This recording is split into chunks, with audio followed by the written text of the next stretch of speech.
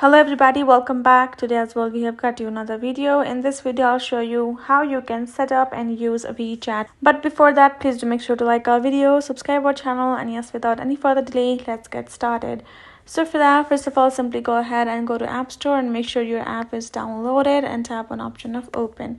Now as soon as you tap on this option of open, this is how the interface is going to look like. You simply have an option of changing your language right on top right if you prefer to change it according to your country, and then once you're done, tap on cancel and you're good to go.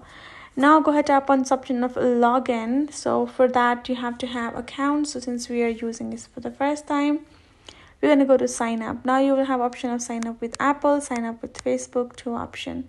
We're going to go with sign up with mobile. We're going to enter our name right over here. We're going to enter our number, set a password, and then tap on I have read and accept the terms of services. Tap on accept and continue, and you're good to go.